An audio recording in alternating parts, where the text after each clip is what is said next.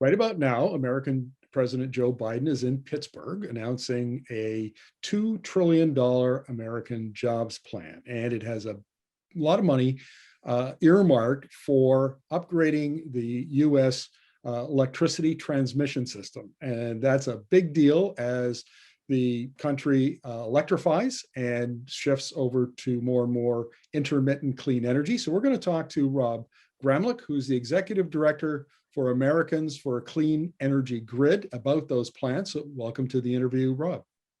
Thank you, Markham. Great to be here. Look, why don't you give us an overview of, because you were involved in discussions leading up to this, so you have some idea of what's coming and what the government has in mind. So give us your overview of what this means for the American electricity transmission system.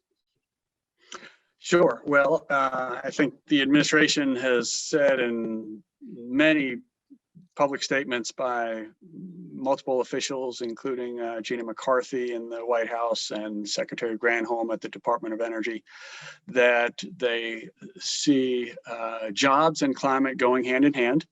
And they see the power sector as a really key component because we can, decarbonize and put a lot of people to work in the power sector, but also that's the way to clean up the transportation sector with electric vehicles and electrification there, and electrification in building heating as well. So I think we see, I think the Biden administration sees a lot of opportunity there. Now, they did announce $100 billion of this plan for the electric grid. And by that, I think they mean sort of end to end, from the energy efficiency at the user end to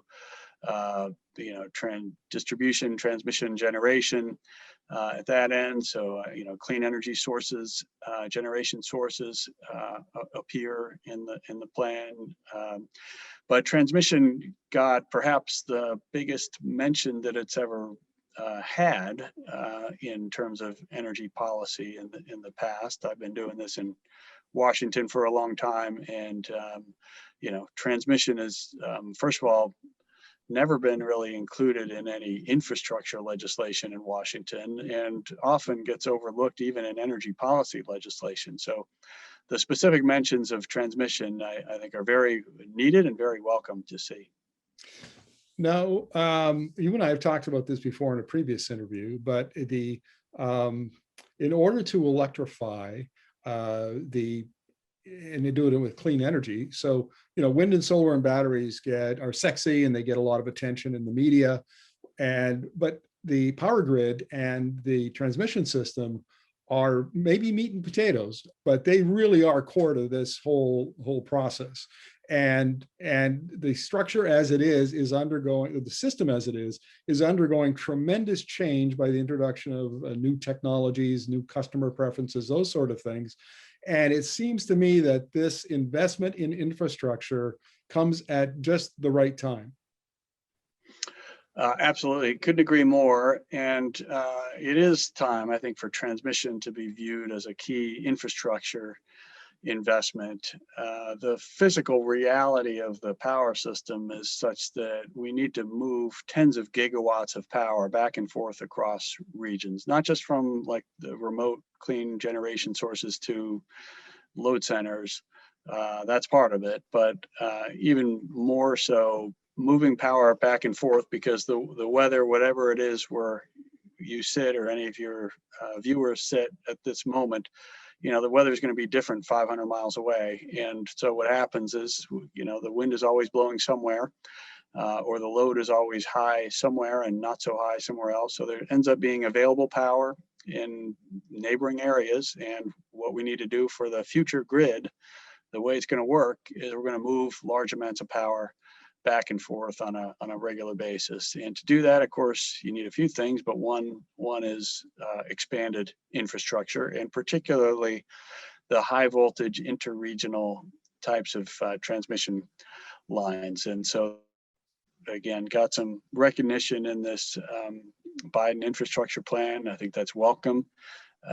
There are dollars in terms of investment tax credits and other mentions of financing policies, but also the creation of a grid deployment authority at the Department of Energy to help move things along. So Yeah, all of those things. let's talk about that. Let's talk about that grid deployment authority.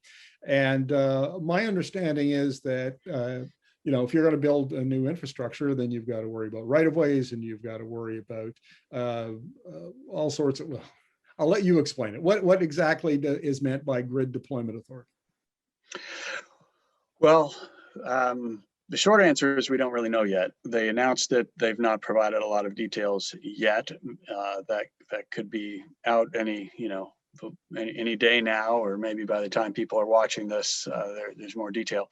I will say that under existing authority, generally, the Department of Energy doesn't actually have a lot of authority to do much with the power sector. And I'm not sure most people realize that. I'm used to interacting with a lot of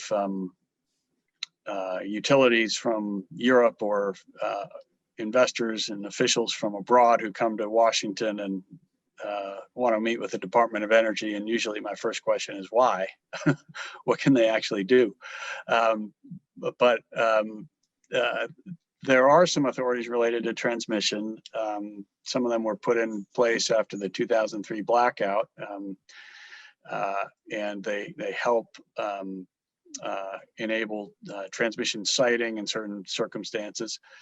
So that's relevant. Loan guarantee authority is relevant. There is a separate loan guarantee office, so it's not clear to me how much this deployment authority will be involved versus the loan guarantee office. Personally, it doesn't matter to me so much where it's done, but that is an authority that I know Secretary Granholm is looking at.